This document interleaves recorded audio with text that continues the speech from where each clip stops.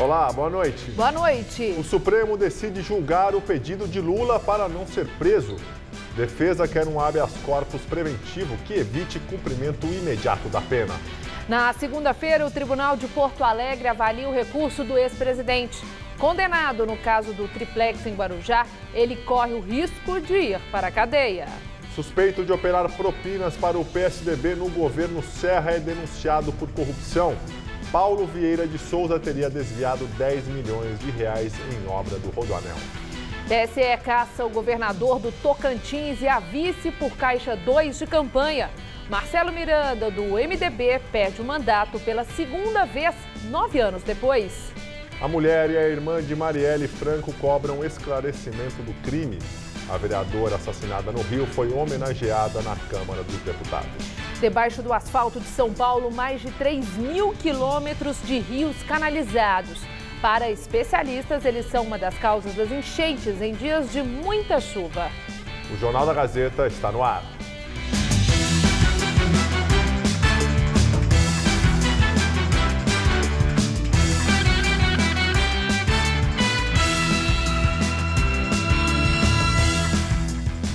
O prefeito João Dória, do PSDB, nomeou o procurador do município, Paulo César Nanini, para a direção do Departamento de Iluminação, o ILUMI. Ele vai entrar no lugar de Denise Abreu, que foi demitida ontem depois da divulgação de um áudio em que menciona um suposto recebimento de propina. A Controladoria Geral do município já abriu um processo administrativo para investigar o suposto esquema de corrupção que foi assunto de uma conversa em dezembro do ano passado entre a ex-diretora do ILUMI, Denise Abreu, e uma secretária do departamento. No áudio, Denise disse que iria realizar um último pagamento à secretária no valor de R$3 mil referente ao mês de novembro e indicou que o consórcio FM Rodrigues pagava uma mesada em troca de favorecimento no processo licitatório do setor de iluminação da cidade. Eu vou te dar os seus 3, mas a empresa não tem mais contrato e eu não vou ter como marcar daqui para frente com isso, é o último mês. Simplesmente não tem como. Nem em dezembro? Não, tô te dando agora. Então, que era novembro. Não tem como. Dançou, não tem mais PPP, não tem mais nada, pode esquecer, não tem fonte. 3 meses depois da conversa entre Denise e a secretária, o consórcio FM Rodrigues foi declarado vencedor da parceria público-privada. O contrato tem duração de 20 anos e o valor de 6 bilhões e 900 milhões de reais. Além de investigar o suposto pagamento de propina, a Controladoria também vai rever o processo licitatório de iluminação. Se forem encontradas irregularidades, a ordem da Prefeitura é refazer o procedimento e punir os responsáveis. A convocação para os primeiros interrogados deve ser publicada ainda nesta semana. Na Câmara Municipal, vereadores já protocolaram 3 pedidos para abertura de CPI sobre o assunto. As solicitações foram feitas pelos vereadores Camilo Cristófaro, do PSB, Alfredinho, do PT e Gilberto Nascimento, do PSC.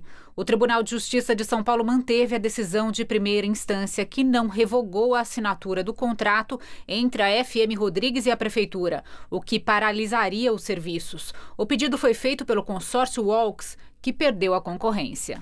A sócia da FM Rodrigues no consórcio que ganhou a PPP é a Consladel. Essa empresa é investigada desde 2013 por supostos pagamentos de propina ao ex-diretor da ILUMI na gestão de Gilberto Kassab, do PSD, Paulo Candura. Os pagamentos também teriam como objetivo fraudar licitações de iluminação na capital, segundo a investigação do Ministério Público de São Paulo, que propôs a ação contra a Consladel, Candura e a empresa Trópico. Só nesse mês, uma decisão que permite a quebra de sigilo dos acusados foi proferida. O Arquivo Público do Estado de São Paulo tem registrado aumento na emissão das certidões de imigração. Em 4 anos, os pedidos de dupla cidadania mais que dobraram. O processo todo demorou 1 ano e meio. Foi preciso tempo para resgatar nos cartórios, inclusive fora do Brasil, as certidões de nascimento, de casamento e de óbito da bisavó portuguesa. Com tudo na mão, Maria primeiro teve de requerer a dupla cidadania do avô, já nascido no Brasil. Depois a da mãe, para finalmente ter reconhecida a dela como descendente. Gastou R$3 mil e fez tudo por conta própria. Eu fiz, na verdade, orientada por pessoas que já fizeram antes. que me deram o caminho das pedras, senão eu não teria ideia do que fazer. Com a cidadania portuguesa, Maria pode morar e trabalhar em qualquer país da Comunidade Europeia. O plano dela, que é pesquisadora, é ainda neste ano se mudar para a Alemanha. Eu posso ir tentar a sorte procurar trabalho por livre e espontânea vontade, tendo a cidadania. Que se eu não tivesse, isso não seria possível. Eu teria que obrigatoriamente já ter um trabalho ou ir como estudante. Uma maior disposição em trilhar o caminho de volta dos antepassados pode ser mensurada pelas certidões de imigração emitidas pelo Arquivo Público de São Paulo. A quantidade mais que dobrou em 4 anos. Em 2017, foram mais de 9 mil requerimentos para comprovar a entrada de parentes estrangeiros no Brasil. E isso é feito por meio dos registros no Porto de Santos, de quem desembarcou lá, ou de quem deu entrada aqui, na antiga hospedaria dos imigrantes no Brás, que recebeu mais de 2,5 milhões de pessoas de várias partes do mundo. No local, hoje funciona o Museu da Imigração. A sensação de que mais brasileiros querem buscar oportunidades fora se confirma nos números da Receita Federal. No ano passado, 21 mil contribuintes declararam a saída definitiva do Brasil, boa parte levando a família. 70% mais que em 2014. As pessoas, quando nos procuram, né, quando vem em reunião e tudo mais, a gente sempre pergunta, você quer ir embora? Ah, sim, eu quero ir por estudo, por uma série de razões. Júlia comanda um escritório em São Paulo que presta consultoria e monta os processos para o reconhecimento da cidadania, especialmente a italiana, a mais procurada e que no consulado em São Paulo pode levar muitos anos para ser obtida. Na agência, o trâmite demora de 1 a 2 anos e custa a partir de R$22 mil. Nós vamos atrás da documentação toda, inclusive do ascendente italiano, português, polonês, seja lá o que for. Né? Nós montamos a árvore genealógica do cliente. O Detran de São Paulo começou a emitir hoje a Carteira Nacional de Habilitação Digital em todo o estado. Para ter acesso, o motorista deve ter a CNH com QR Code, que começou a ser emitida este ano. O documento físico também tem que estar em dia. Quem já tem um certificado digital válido, como eCPF, que é o documento virtual que permite fazer operações na internet, com a mesma validade do CPF físico, pode pedir a CNH digital pelo próprio celular. Quem não tem deve ir até um posto de atendimento do Detran para fazer o cadastro e depois solicitar a CNH virtual pelo smartphone. O documento tem o mesmo valor jurídico da versão em papel e vai ser emitido de graça em São Paulo. O Detran também informou que não vai mais cobrar os R$11 pelo envio da versão impressa do documento pelos Correios. O prazo para que isso aconteça é de até 30 dias. Queda de barreira na Mogi Bertioga deixa a rodovia bloqueada nos 2 sentidos. As equipes de conservação do Departamento de Estradas de Rodagem realizaram uma vistoria para verificar o risco de outros deslizamentos na área. A via que liga Mogi das Cruzes à cidade da Baixada Santista, no litoral, começou a ser limpa por volta das 9 horas desta quinta-feira. A interdição aconteceu depois do deslizamento ontem à noite, provocado pelas fortes chuvas. No início, apenas uma faixa na altura do quilômetro 87 ficou bloqueada, mas por segurança, a Polícia Rodoviária fechou completamente a pista em uma extensão maior, depois que árvores e pedras caíram. Não há previsão de liberação da via. Como rotas alternativas, os motoristas podem seguir pelo sistema Anchieta Imigrantes e pela rodovia dos Tamoios. A CPTM foi condenada a pagar R$50 mil de indenização para uma vítima de assédio sexual. De acordo com os relatos, um homem teria ejaculado na vítima dentro de um vagão. O caso está em segredo de justiça, por isso informações como data e local do ocorrido não foram divulgadas. A companhia informou que vai recorrer da decisão. STF começa a julgar o habeas corpus do ex-presidente Lula. A defesa pede que o petista possa aguardar em liberdade até o julgamento dos últimos recursos. A defesa de Lula foi feita por José Roberto Batóquio. O advogado afirmou que não pode haver cumprimento de pena de uma sentença que não se tornou imutável. Por que este assodamento em prender? Por que esta volúpia em encarcerar? O que justifica isso? Senão a maré montante da violência da autoridade, senão a maré montante da volúpia do encarceramento. Nós, brasileiros, não aceitamos viver sob o tacão autoritário de quem quer que seja. A Procuradora-Geral da República, Raquel Dodge, defendeu que o habeas corpus de Lula fosse negado e disse que a decisão do STF de 2016, que liberou a prisão após condenação em segunda instância, é recente e deu segurança jurídica. Essa decisão tem sido considerada por muitos estudiosos e também dentro do Ministério Público como um marco importante para fazer cessar impunidade no país. Depois, a sessão foi suspensa para intervalo. Na volta, o primeiro a votar foi o ministro Edson Fachin.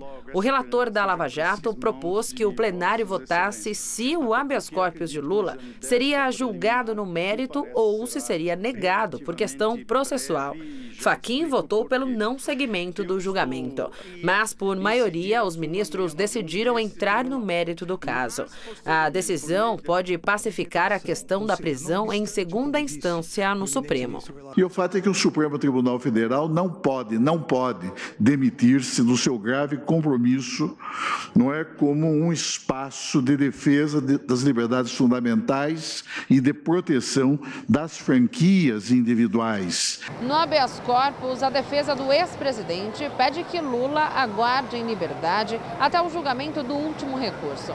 Se o plenário do Supremo não aceitar a tese dos advogados, o petista pode ser preso na semana que vem.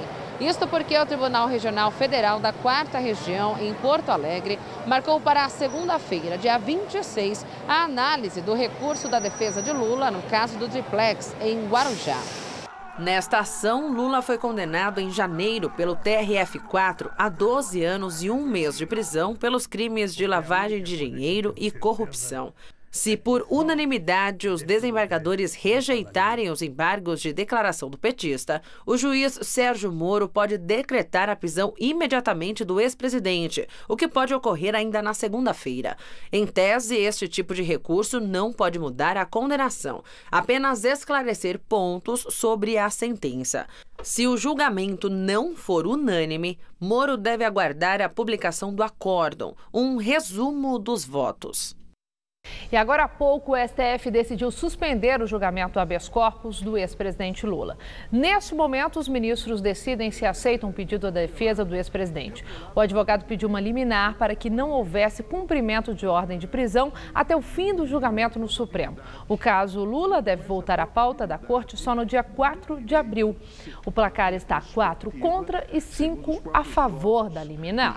E agora vamos ao comentário de política com José Neumann e Pinto. Bom, o julgamento ainda está em plena discussão, mas está praticamente certo, né, que haverá isso. Ou seja, a decisão definitiva do mérito da questão do habeas corpus pedido pelo Lula para não ser preso após a consumação da condenação na segunda instância foi adiado para a sessão de quarta-feira, dia 4 de abril, e também a qualquer possibilidade de ele vir a ser preso, mesmo que haja unanimidade na segunda instância, é afastada até essa votação. Essa sessão, ela esclareceu a queda de alguns mitos. Por exemplo, existe uma divisão no Supremo? Não, a maioria que o Lula tem obtido nessas votações é de 7-4, não há divisão nenhuma. O que há é a consagração no Supremo de um acordão entre o PT e o PSDB. Esse acordão se configura nos votos até agora proferidos por Alexandre de Moraes e Gilmar Mendes, que são fiéis ao tucanato, e o Dias Toffoli e o Ricardo Lewandowski, que são soldados do Lula e do PT lá no Supremo.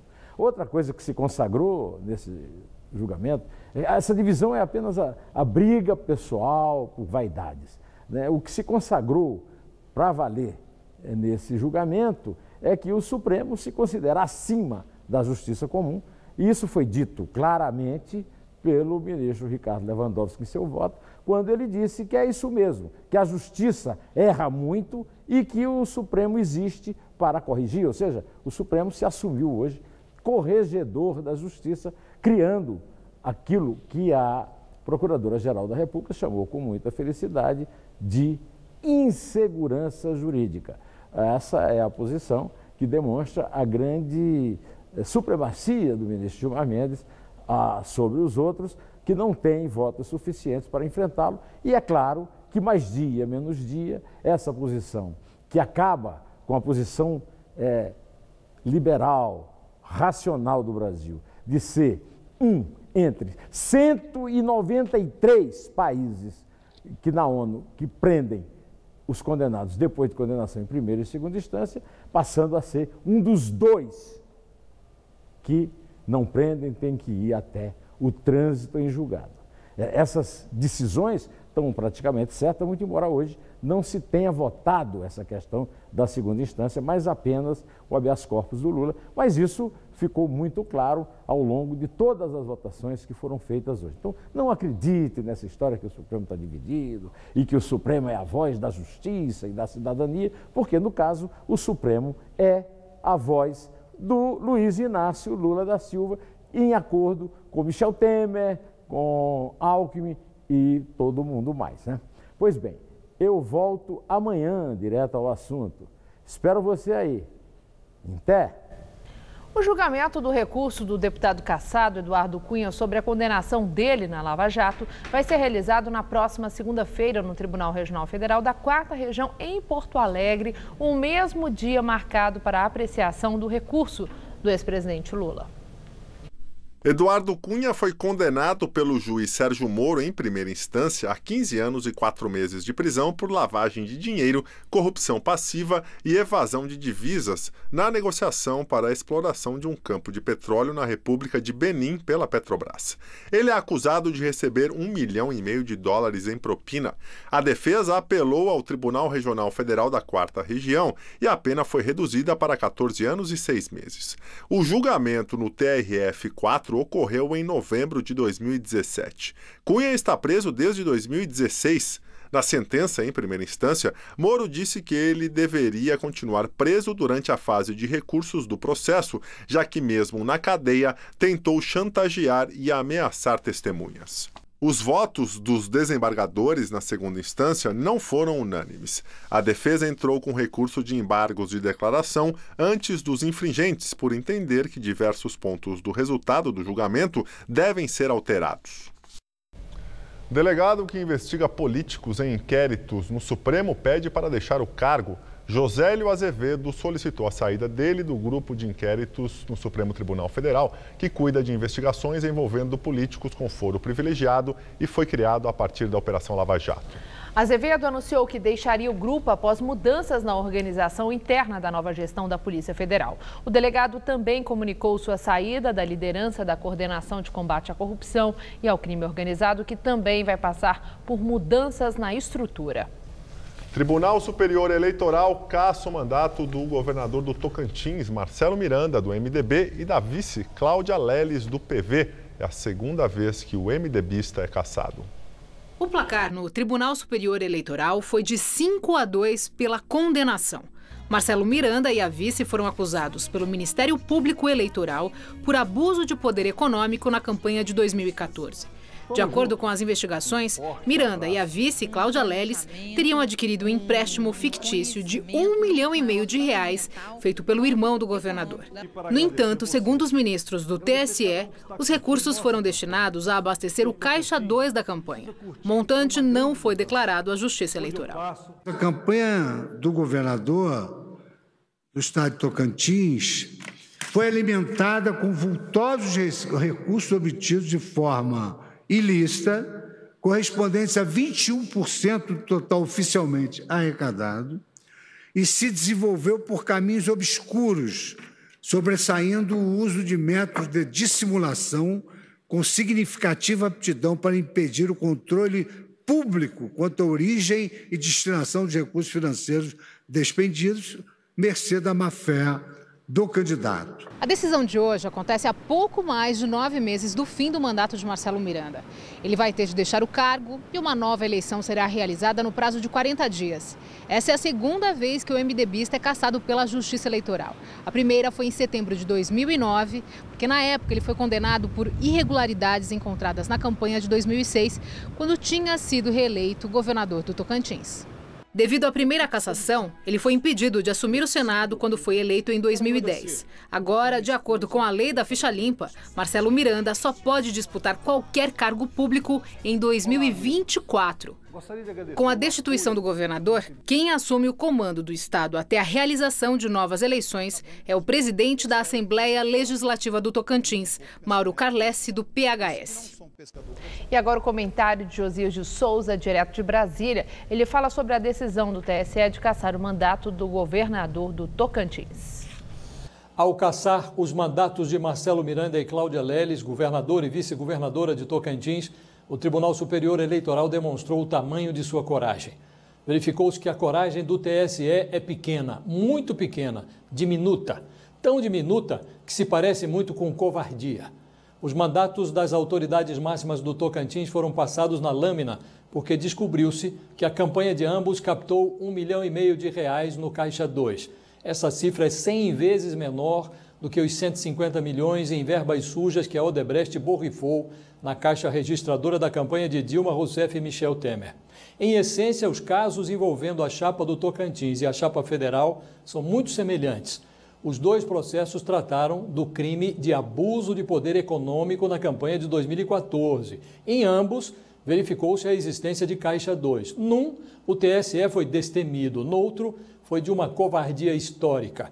A coragem da Justiça Eleitoral só se manifesta quando estão em jogo os mandatos de gestores de estados periféricos, prefeitos dos fundões do país e políticos sem expressão. O processo contra a chapa Dilma Temer poderia ter representado um marco saneador na história da República. Mas, em vez de promover a limpeza, fixando novos parâmetros de asepsia, a turma do deixa disso preferiu acomodar o lixo sob o imenso tapete nacional.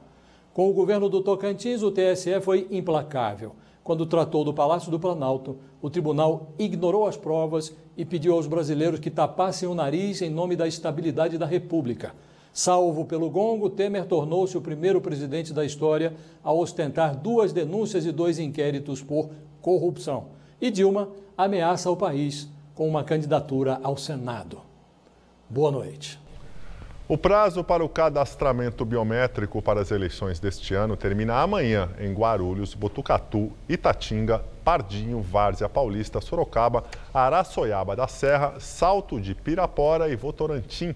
Segundo o Tribunal Regional Eleitoral, cerca de 25% dos eleitores dos 84 municípios com biometria obrigatória ainda não cadastraram a digital para as eleições gerais de 2018.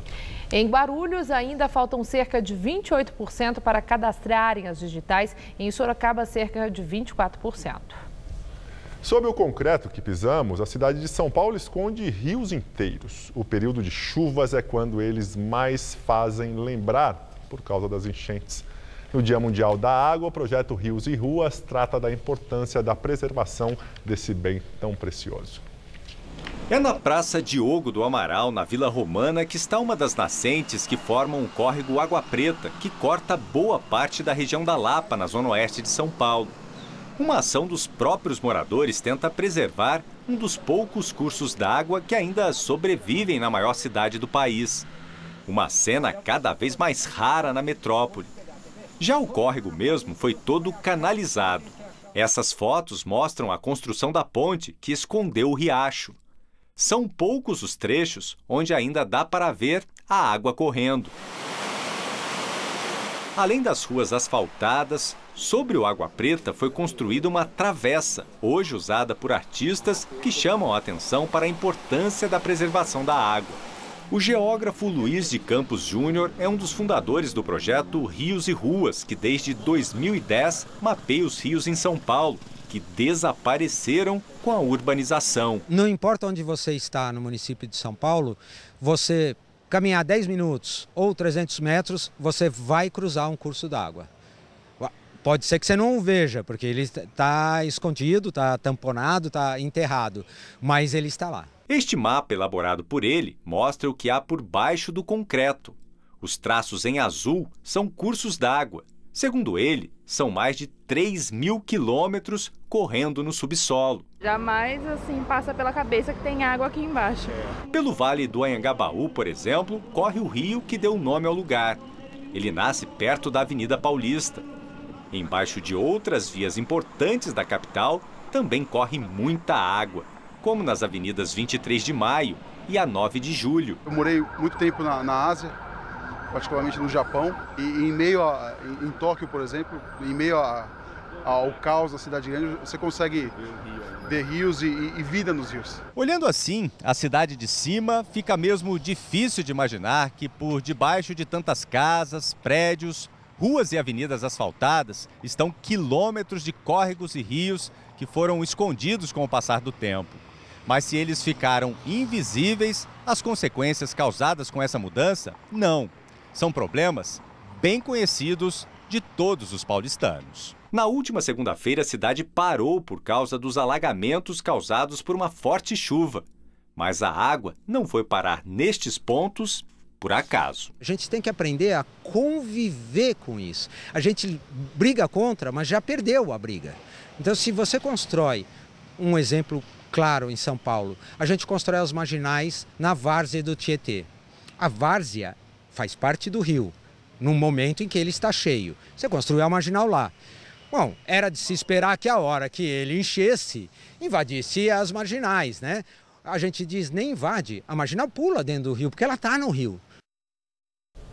Segundo o ONS, operador nacional do sistema elétrico, o apagão de ontem atingiu todo o território nacional. O fornecimento de energia já foi restabelecido, mas alguns estados do norte e nordeste ainda continuam com problemas no abastecimento de água.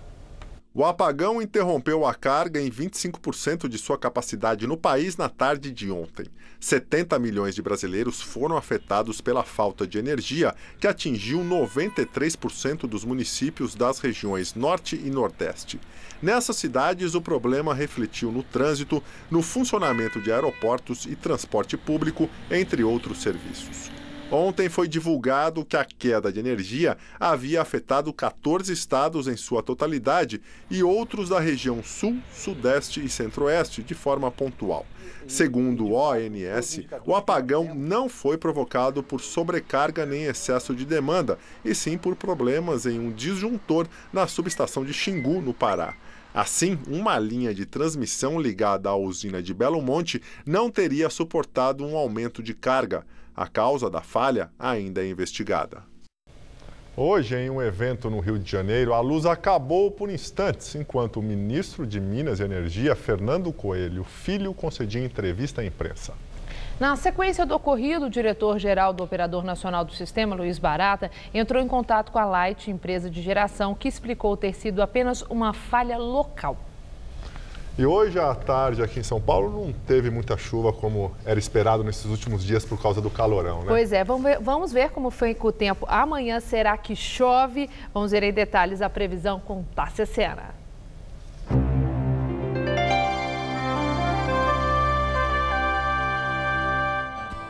Ao contrário do que aconteceu nos últimos dias, a intensidade das chuvas deve diminuir bastante em grande parte do país nesta sexta-feira. Aqui no Sudeste, a frente fria, que está mais ao litoral da região, permanece estacionada. No país, as pancadas previstas para o fim da tarde e começo da noite devem ocorrer mais fortes no Espírito Santo, em parte de Minas Gerais, no Sudeste, no Maranhão e no Piauí, no Nordeste, e em quase toda a área do Centro-Oeste.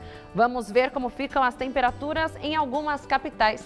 Em Curitiba, atenção, porque há alerta de chuva com trovoadas, máxima de 27 graus. Em Belo Horizonte, a chuva não deve vir forte e o calor continua, máxima de 28. Mais calor ainda em Salvador, onde os termômetros devem chegar aos 32 graus. O mesmo calorão está previsto para Belém, mas por lá deve ser acompanhado de muitas nuvens e chuva. Os temporais aqui no estado de São Paulo devem vir em praticamente todas as regiões, principalmente no interior, onde continua aquela sensação de clima abafado e as temperaturas permanecem altas, com termômetros acima dos 30 graus, como em Barretos e também em Ribeirão Preto. No litoral, o calor dá uma trégua nesta sexta-feira. Em Santos e em Caraguá, máximas de 27 graus, com céu repleto de nuvens. Aqui na capital, boa notícia para o fim de semana, porque o sol volta a ganhar força já a partir de amanhã. A sexta-feira começa fresquinha, com mínima de 19 graus, mas a máxima de 29 prevista para amanhã continua subindo e deve chegar aos 31 no sábado e 32 no domingo. E voltamos a falar do julgamento do habeas corpus do ex-presidente Lula no Supremo. Por maioria, os ministros decidiram conceder uma liminar e, com isto, Lula não poderá ser preso até o julgamento deste habeas corpus no Supremo. O caso deve voltar à pauta na Corte no dia 4 de abril, após o feriado da Semana Santa. Ao defender a concessão do pedido da defesa de Lula, o ministro Gilmar Mendes disse que o petista não deve ser nem privilegiado nem perseguido pela sua condição de ex-presidente. Ex-diretor da Dersa, Paulo Vieira de Souza, conhecido como Paulo Preto, foi denunciado na primeira operação da Lava Jato Paulista, que foi criada em julho do ano passado. Suposto operador de propinas do PSDB, Paulo Preto é suspeito de ter cometido crimes de peculato, corrupção e organização criminosa.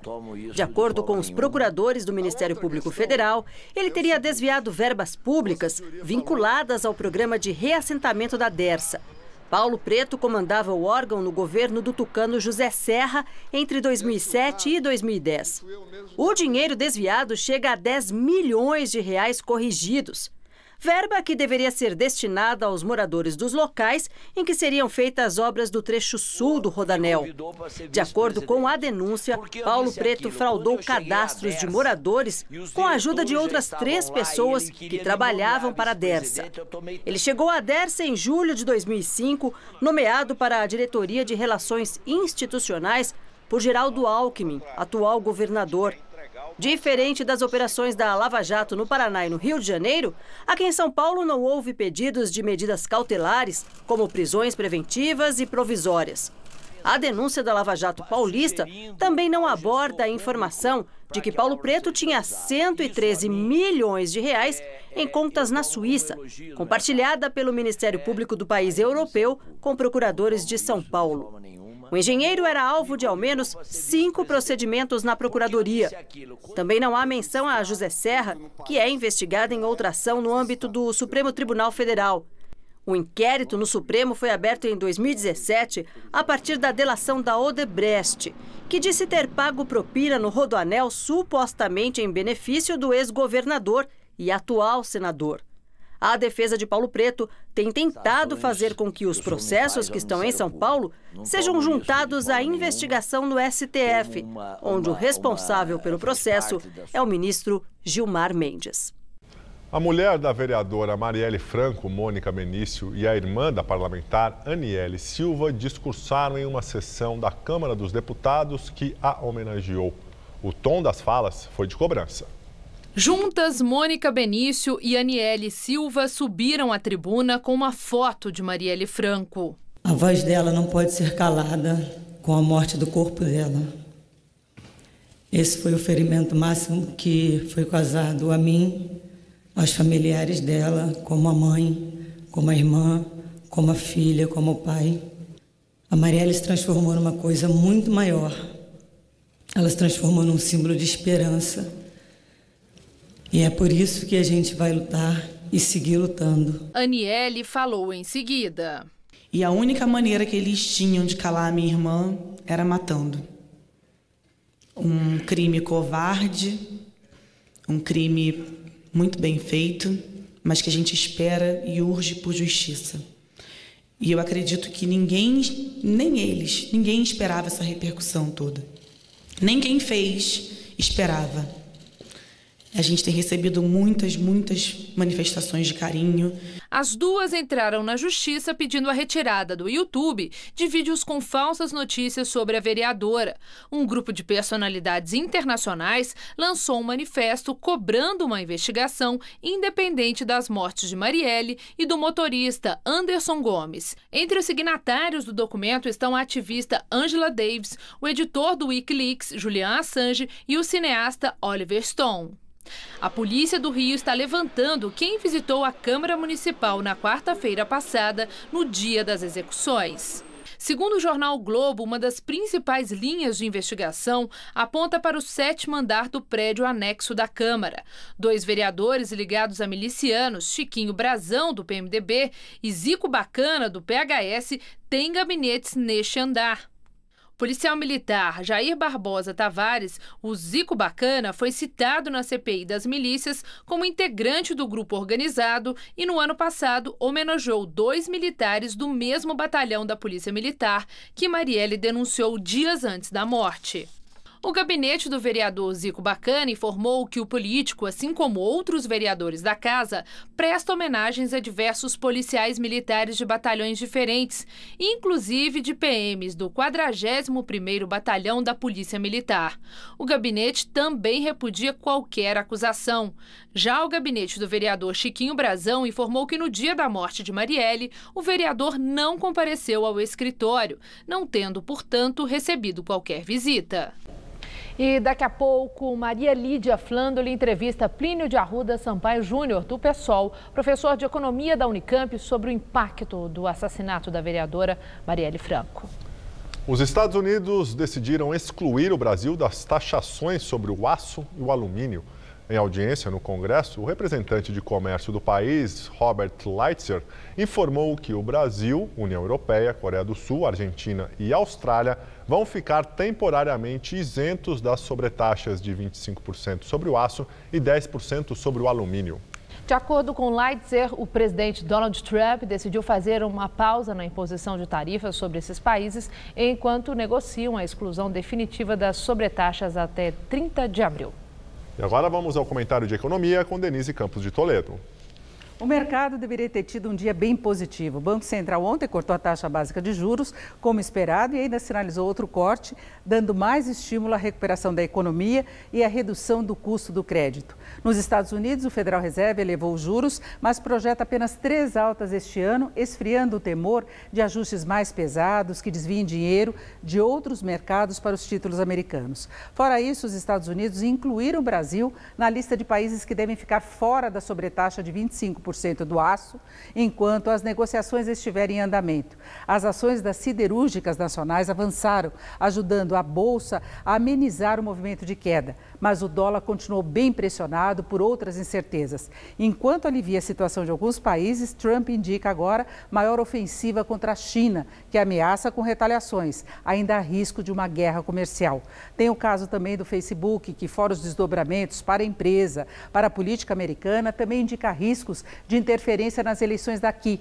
Eleições que serão das mais disputadas, indefinidas e, por isso mesmo, com muito potencial de implicações para a economia. Até a votação do habeas corpus de Lula trouxe apreensão por possíveis reflexos nas eleições, se ele será candidato ou não.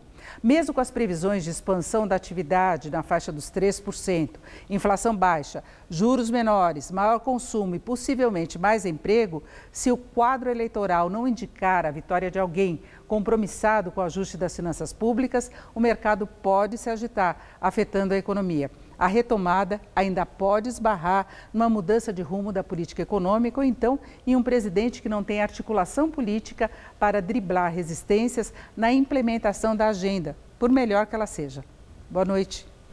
O ex-presidente francês Nicolas Sarkozy foi libertado ontem à noite da prisão e foi indiciado pela justiça francesa pelos crimes de corrupção passiva e financiamento ilegal de campanha eleitoral com dinheiro de estatais da Líbia. Nicolas Sarkozy ficou 48 horas preso para interrogatório conforme a lei francesa. Em declaração divulgada hoje pela imprensa local, o ex-presidente reclamou que foi detido sem nenhuma prova material e denunciou o que chama de calúnia pública contra ele. Segundo Sarkozy, as denúncias de que ele teria recebido 50 milhões de euros do governo líbio de Muammar Gaddafi na eleição de 2007 são baseadas apenas em depoimentos de apoiadores do governo do antigo ditador e que, portanto, não têm materialidade ou qualquer prova concreta. Sarkozy alegou aos juízes em depoimento que vive um inferno pessoal desde 2011 por causa do assunto. O marido de Carla Bruni atribuiu justamente a essas denúncias a derrota dele na eleição de 2011, quando o socialista François Hollande venceu o pleito por uma diferença de apenas 1,5 ponto percentual. E agora as notícias do esporte com Estela Gontijo e Celso Cardoso. E lembramos que após o esporte, Maria Lídia entrevista ao vivo o professor livre-docente do Instituto de Economia da Unicamp, Plínio de Arruda Sampaio Júnior. Será conhecido hoje o último classificado para as semifinais do Campeonato Paulista. Corinthians e Bragantino brigam pela última vaga. Celso, boa noite. Boa noite, Stella. E para chegar às semifinais, o Bragantino, que já foi campeão em 1990, precisa de apenas um empate para avançar. Já o Corinthians tem que vencer por 2 gols de diferença. O Vitória por 1 gol, por exemplo, gol de vantagem, leva a decisão para as penalidades. Fábio Carille mexeu no time para o jogo de daqui a pouco, 8 da noite, em Itaquera. Logo mais às 8 da noite, aqui na Arena em Itaquera, o Corinthians recebe o Bragantino para fechar as quartas de final do Campeonato Paulista. No jogo de ida, semana passada, no estádio do Pacaembu, com o Bragantino como mandante, a equipe de Bragança acabou levando a melhor, venceu por 3-2. E por isso, se o Corinthians quiser se juntar a Palmeiras, Santos e São Paulo, que já estão classificados à próxima fase, terá que vencer o Bragantino por uma diferença mínima de 2 gols. Caso aconteça uma vitória por 1 gol de diferença, a decisão da vaga será nos pênaltis. O Corinthians não está escalado de forma oficial, mas pode apresentar 4 novidades de acordo com o último treinamento no CT Dr. Joaquim Grava. O Mantuan entrando na vaga de Fagner, que está com a seleção brasileira. A outra alteração é a saída de Gabriel e a entrada de Ralf no meio-campo. O técnico Fábio Carille quer uma equipe com uma estatura maior, melhor posicionado na bola aérea, Júnior Dutra ficando com a vaga de Romero e o Matheus Vital com a vaga de Sheik. Corinthians e Bragantino, eu confirmo, 8 da noite aqui na Arena Itaquera, com mais de 30 mil ingressos já vendidos. Da Arena Itaquera, Osmar Garrafa, para o Jornal da Gazeta. No último jogo, Celso, Bragantino surpreendeu, né? Venceu o Corinthians. Você acha que o Corinthians consegue tirar essa diferença aí e se classificar? Condições para isso tem. O Carille também resolveu mexer no time, mais por cautela, né? Tomar cuidado com a bola aérea. Não, a posição do Ralf, não, é um time muito baixinho. O Júnior Dutra também tem uma boa estatura para ajudar no setor defensivo. E, ao mesmo tempo, deixa jogadores mais velozes pelos lados, né? O próprio Matheus Vital, de um lado, o Cleison, de outro. O Romero foi a grande surpresa, né? Taticamente é um jogador importante, mas o Corinthians tem condições, sim, de pelo menos vencer a partida e levar para os pênaltis. O vencedor de hoje se junta a São Paulo, Santos e Palmeiras, esses 2 últimos classificados de ontem. O Santos precisou dos pênaltis para se livrar do Botafogo. E o Palmeiras sobrou diante do Novo Horizontino. Veja os gols. Jogando no Allianz Parque, o Palmeiras passeou em campo e abriu o placar aos 6 minutos do primeiro tempo com Bruno Henrique. Aos 18, Keno recebeu com espaço na esquerda, tabelou com Lucas Lima e marcou encobrindo o goleiro 2-0.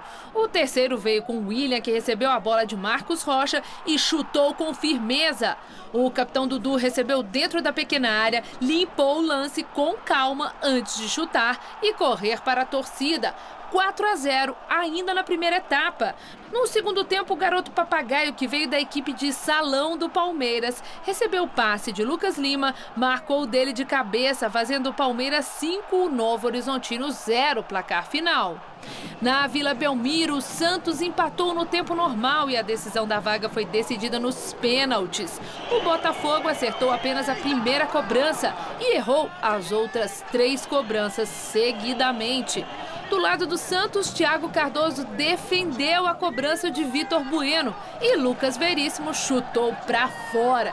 Mas graças a Gabigol, Diogo Vitor e a última cobrança de Arthur Gomes, o time da Vila garantiu a vaga para as semifinais por 3-2. Tá bom por hoje? Muito obrigada, Celso. Boa noite, até amanhã. Boa noite. É com você, Gabriel. A seguir, Maria Lídia Flandoli entrevista Plínio de Arruda Sampaio Júnior do PSOL, professor de Economia da Unicamp, sobre as eleições este ano e a conjuntura política. Até já!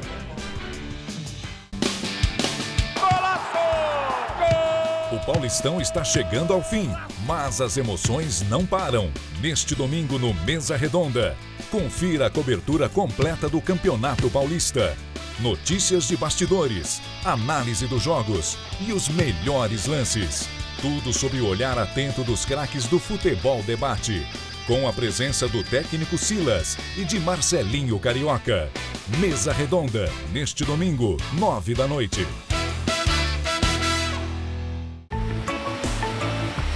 Guarujá Goldens, um novo conceito de empreendimento no litoral. Uma experiência de conforto e bem-estar para a sua família.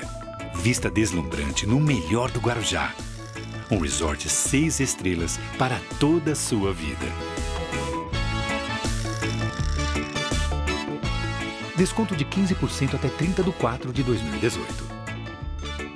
Guarujá Goldens, para você.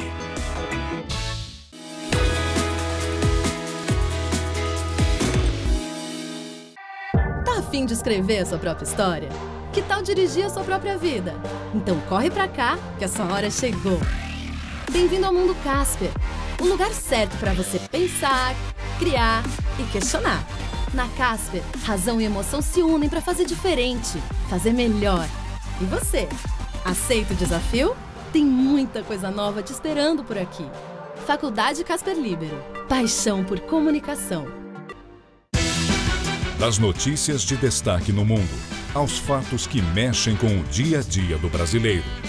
Nada escapa à equipe do Jornal da Gazeta, edição das 10, de segunda a sexta.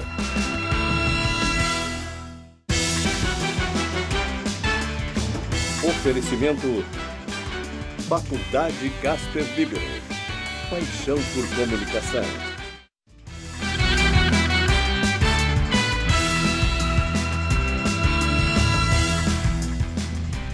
Na entrevista do dia com Maria Lídia Flandoli, o impacto do assassinato da vereadora Marielle do PSOL no cenário político nacional. Entrevisto o professor livre-docente do Instituto de Economia da Unicamp, Plínio de Arruda Sampaio Júnior, que já foi filiado ao PT em tempos passados e hoje integra o quadro de filiados do PSOL, o partido em que milita desde 2005. Muito obrigada, professor, por estar conosco. E antes de nós falarmos sobre isso que foi a nossa chamada, desse horrível assassinato que abalou o país e muitos outros países no mundo, vamos falar um pouco do que hoje chamou atenção todo dia. Aliás, desde ontem, o Supremo Tribunal Federal está no cenário, no centro do palco. E como é que o senhor avaliou a decisão hoje de adiar a votação sobre o pedido de habeas corpus feito pela defesa do ex-presidente Lula? Olha, Maria Lídia, primeiro, prazer voltar aqui ao seu jornal. O que eu acho é que a decisão do Supremo não resolve nada. Na verdade, o que está acontecendo aqui, nós estamos vendo o envolvimento do Supremo na crise política monumental que nós estamos vivendo. Não se sabe mais o que vai ser do Supremo, o Supremo agora age pela pressão política e pelo casuísmo. O que quer dizer é o seguinte, que o país está sem regra. Então agora a crise, nós estamos assistindo a metástase da crise. A crise avança do legislativo para o executivo, do executivo para o judiciário, e nós estamos, é esse o imbróglio em que nós nos metemos. Eu acho que é uma situação gravíssima, qualquer que seja a solução não resolve nenhum problema, de nenhuma natureza, e nós vamos para este impasse para o ano de 2008. Ontem, aquele bate-boca entre dois ministros do Supremo, Gilmar Mendes e Luiz Roberto Barroso, exibiu um mero problema pessoal entre dois ministros? Ou o que mostrou foi o nível de tensão que existe lá no Supremo à beira dessa crise institucional que o senhor menciona? Olha, Maria Lídia, eu me lembro que um tempo atrás a gente escutava a ideia que o Supremo resolveria os problemas, que o Judiciário resolveria os problemas. E nós estamos vendo que não, né? Os problemas do Brasil são profundos, são, no fundo, gerados pela crise estrutural da nova República, né? Então é uma crise política de grande envergadura. Na essência desta crise está a dificuldade da sociedade brasileira de conviver com a democracia, porque a Constituição promete a Suíça e o Brasil real entrega o Brasil, né? E é esta crise que agora está, digamos, provocando uma metástase em todos os poderes do Estado. Então, essa é a situação que nós estamos, né? E é isso que vai polarizar a vida nacional nos próximos anos. A solução não vem por cima, ao contrário do que as pessoas pensavam, a solução vem por baixo. Nós, na verdade, vamos ter que reescrever as regras do jogo, porque as que estão vigentes não funcionam. Bom, e certamente esse ato de reescrever regras do jogo passa pelo Congresso Nacional e Congresso Nacional passa pela decisão do eleitor. Pois é. Né? Quem ele vai colocar lá para representá-lo? O senhor tem esperança de renovação na política nas eleições desse ano? Nas eleições deste ano, para ser sincero, Marilídia, eu não tenho esperança nenhuma. Por quê? Porque as regras do jogo estão dadas e o povo sabe disso. Quando o povo diz todos os políticos são iguais, é claro que é uma generalização que não é verdadeira, mas tem um fundo grande de verdade, porque todo mundo sabe que o próximo Congresso será provavelmente pior do que este daqui. Então, o que pior? Provavelmente, porque, né, é um Congresso, uma eleição que vai se dar sobre a égide da reforma política do Cunha. Você lembra disso? Foi o Cunha que fez as regras do jogo, na verdade, para proteger esta casta política. Então, sem dúvida, é o eleitor que tem que decidir. Mas para ele decidir, ele vai ter que refazer as regras do jogo de cima para baixo, né? Ou seja, toda a regra do jogo tem que ser redefinida, porque tal como está, nós já sabemos que não vai ter solução nenhuma. Bom, professor, conforme nós anunciamos, esse brutal assassinato da vereadora do PSOL, seu partido, Marielle Franco, e também o assassinado, o motorista dela, o Anderson Gomes, que estava lá. Mas do ponto de vista político, eu centro mais na questão, no caso da Marielle. Como é que o senhor compreendeu, na análise política que o senhor faz desse caso? Foi execução com objetivos políticos claros? Eu acho que o caso da Marielle é um caso importante para a gente refletir, né? Primeiro, a morte dele é a morte dela. A morte dela e dele, né? É uma morte brutal. É uma morte brutal e que está relacionada de uma ou de outra maneira com o Estado brasileiro. No fundo, com a incapacidade do Brasil de resolver o entulho autoritário da ditadura militar. É esta incapacidade que cria uma polícia militar muito violenta, uma polícia militar que tem uma relação com a desigualdade social e com o crime organizado muito promíscua, né? E é por aí que vai...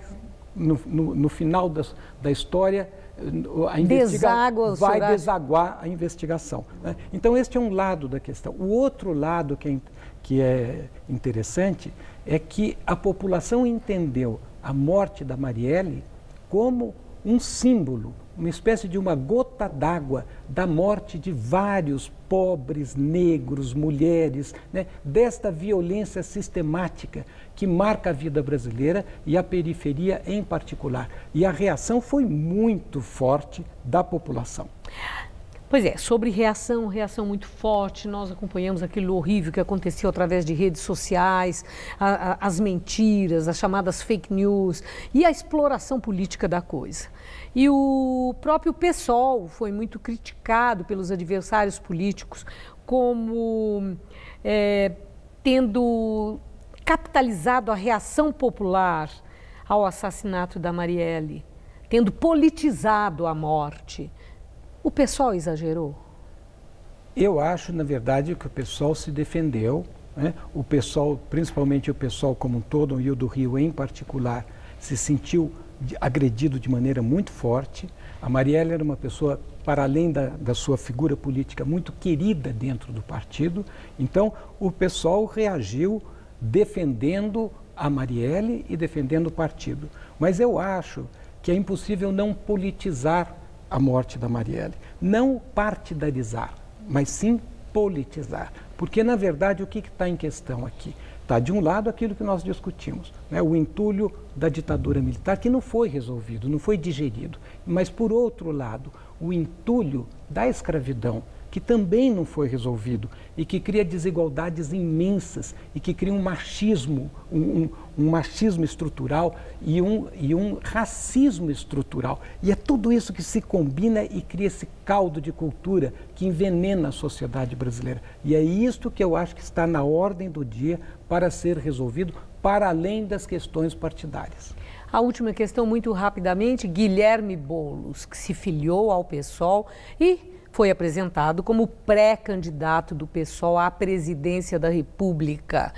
O senhor fez críticas à indicação do nome de Guilherme Boulos. Dias se passaram.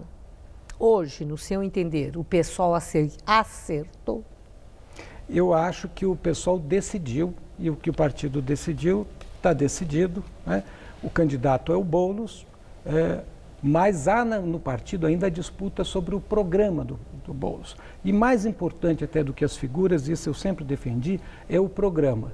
É absolutamente fundamental que o partido entre com um programa que honre as tradições radicais do PSOL, que é um programa que busque enfrentar as causas do problema, que é o que a gente discutiu aqui, né? A escravidão não resolvida, a ditadura militar não resolvida, né? Esta nova república que não consegue mais consertar coisa nenhuma.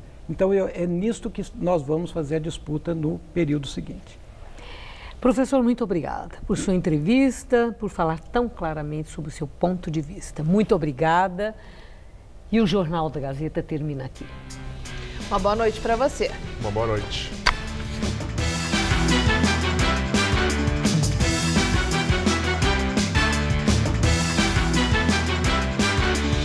Hoje, 10h30 da noite, no Todo Seu, entenda a importância do sono e quantas horas dormidas cada idade precisa.